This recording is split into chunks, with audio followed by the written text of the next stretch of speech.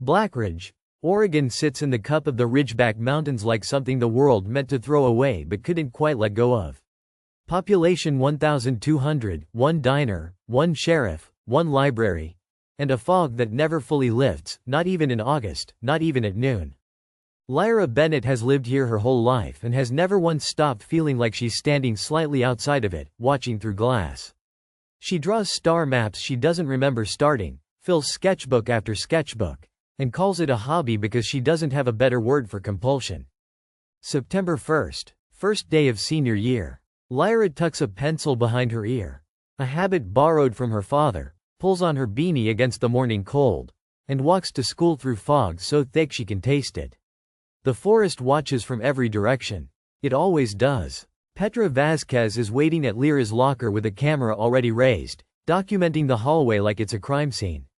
Which, she says, it essentially is. 18 years in Blackridge is a sentence, not a life. She has been saying some version of this since 7th grade, and she has never once been wrong. Marin Cole's history class is the only class that feels like it has a pulse. The teacher moves through the room with precise, elegant energy, asking questions that feel like traps laid for the truth, not for the students. Today she pauses at the locked cabinet of local artifacts and holds there a half-second too long, like she forgot she wasn't alone. Lyra sketches during the lecture, and doesn't realize until the bell rings that she has drawn, again, the same face she doesn't recognize. Sharp angles, silver eyes, the kind of stillness that doesn't belong to any person she has ever met. She closes the sketchbook like it said something she wasn't ready to hear. That night, cold and clear in the way Blackridge only manages 3 or 4 times a year, Lyra climbs onto her roof with her telescope. The stars over the ridgebacks are extraordinary when the fog pulls back, dense and close, like they're leaning in. She has the telescope trained on the Perseid remnant field when the light falls. It is not a meteor. Meteors don't slow down. Meteors don't steer. Whatever crosses the sky above Blackridge at 11:47 p.m. on September 1st moves with the terrible deliberateness of something that knows exactly where it is going.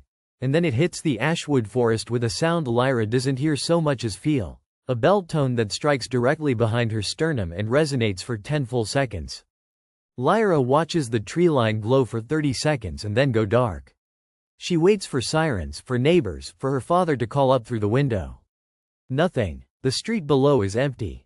The fog rolls back in as though sealing something.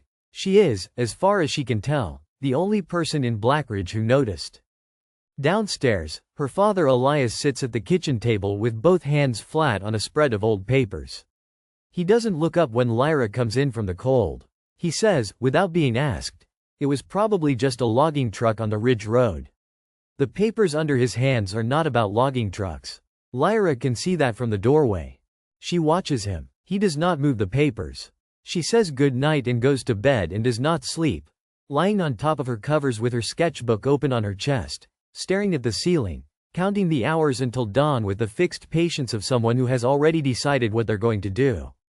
Dawn comes gray and cold. Lyra is in the Ashwood forest by 5:45 a.m., following the compass on her phone toward the spot where common sense and the compass itself both tell her not to go.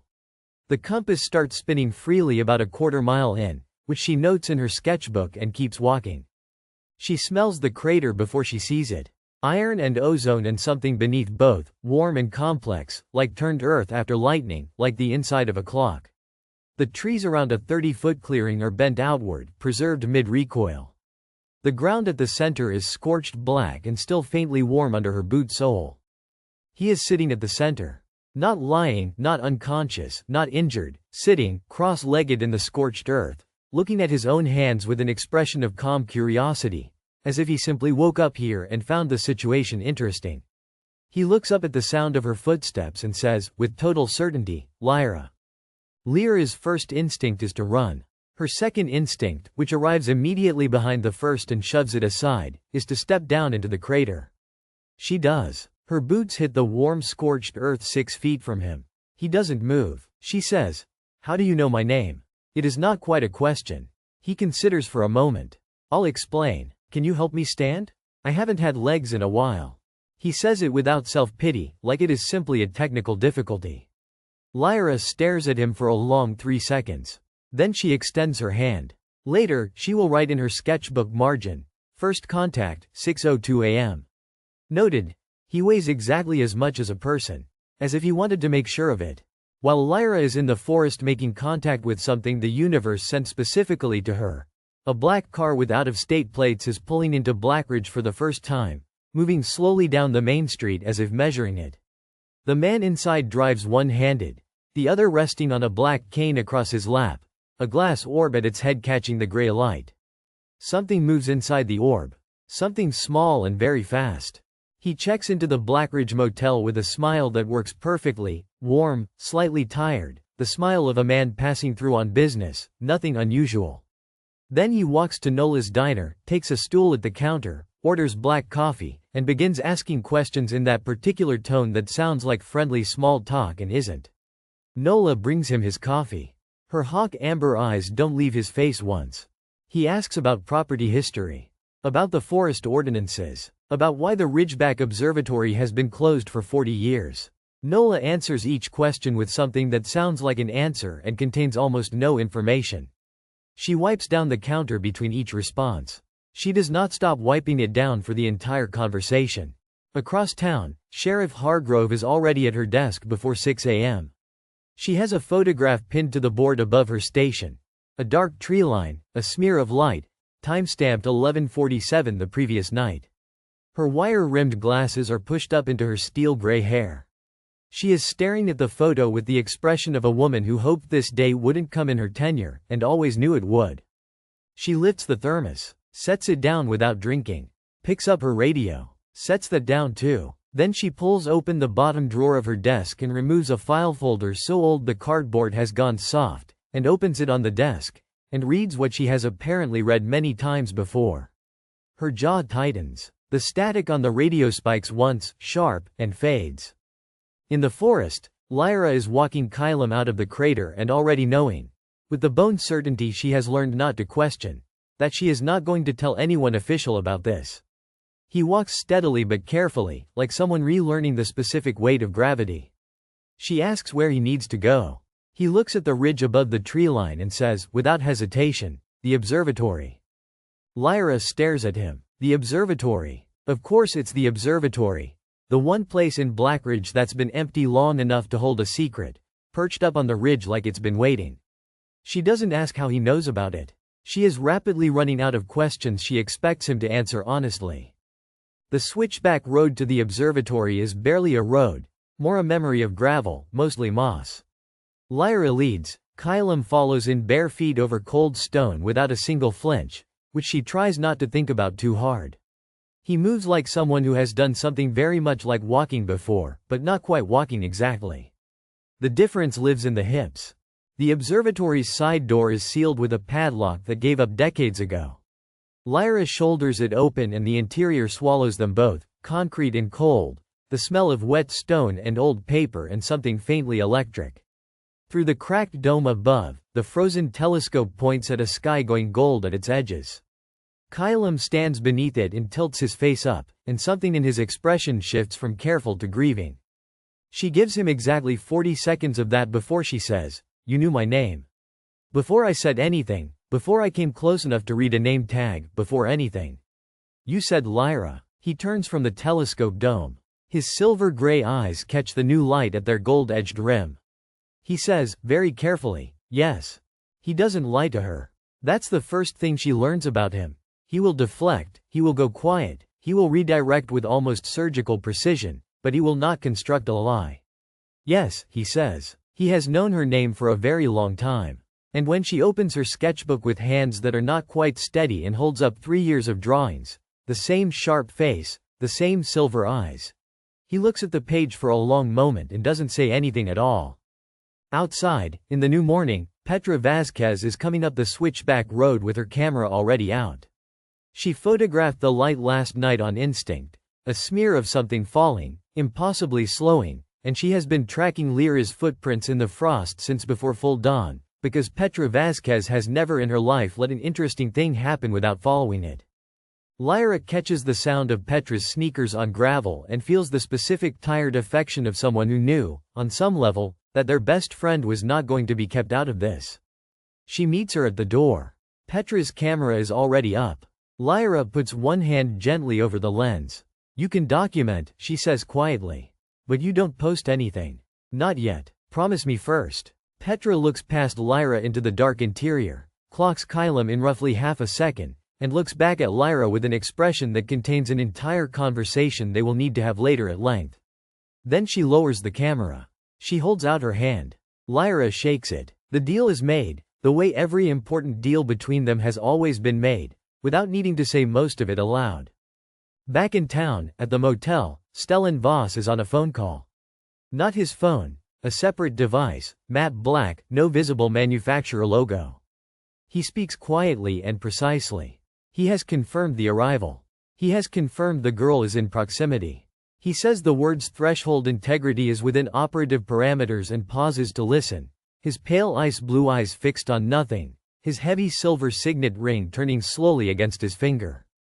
Sheriff Hargrove drives the perimeter of the Ashwood forest at low speed, windows down despite the cold, eyes on the treeline. She does this every time. She does this because the compact requires proximity, requires acknowledgement, requires that the town's designated keeper of silence present herself and demonstrate the silence is still held. This morning, for the first time in 11 years, the forest does not feel silent. It feels like it is listening. She stops the car. Through the tree line, approximately 40 meters in, there is a quality of darkness that is darker than the surrounding dark. Not a shadow cast by anything, but a shadow that is standing.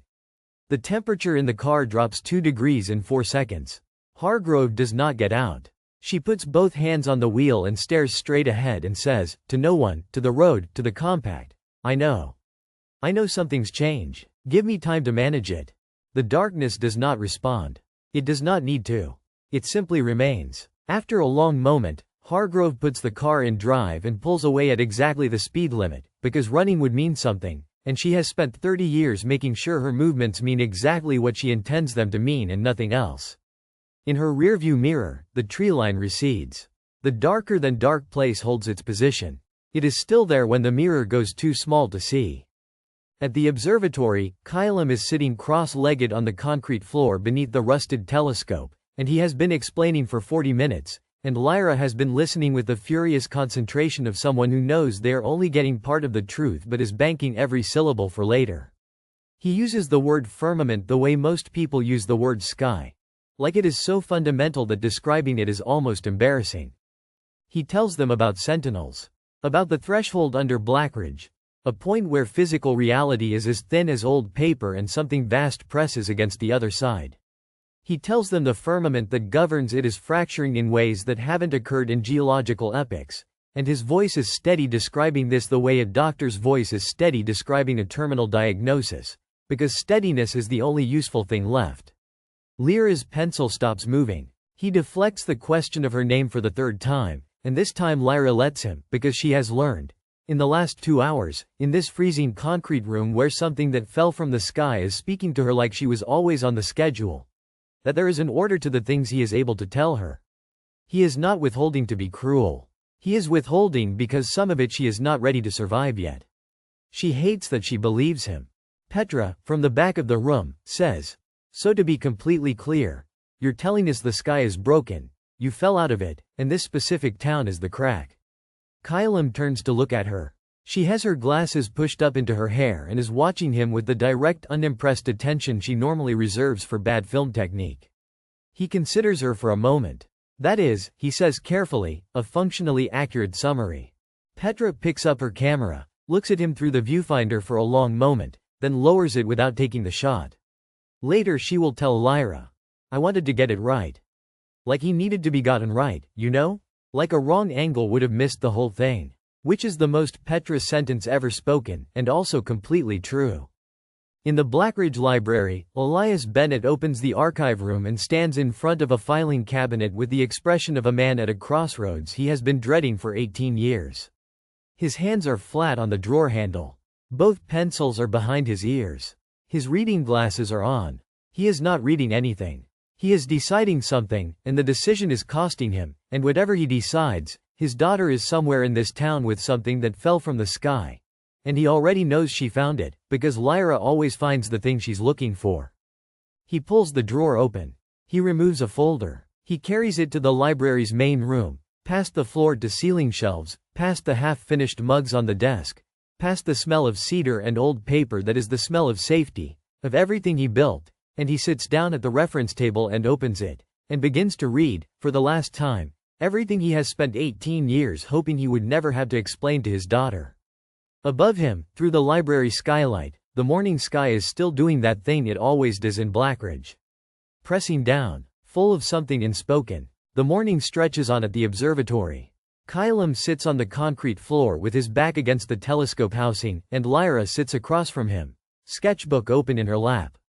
She is not drawing. She is watching the faint luminescent tracery along his forearms pulse slow and steady, like something breathing inside him. She asks him, quietly, what happens if the fracture isn't stopped. He doesn't look away from some middle distance only he can read. The threshold widens, he says. What holds physical reality at its edges begins to thin. Not catastrophically. Not all at once. The way a held breath eventually becomes impossible to keep.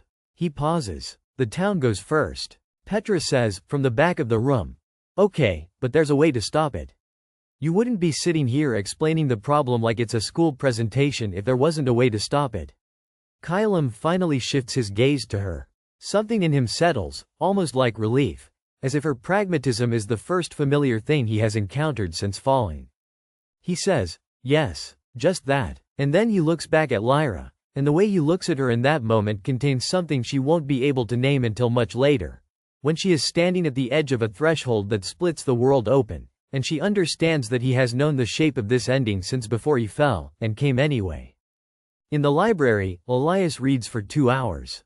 When he finally closes the folder, he sits for a long time with his hands flat on the cover and his glasses pushed up and his eyes doing something he will not allow himself to call crying because there is still too much to do.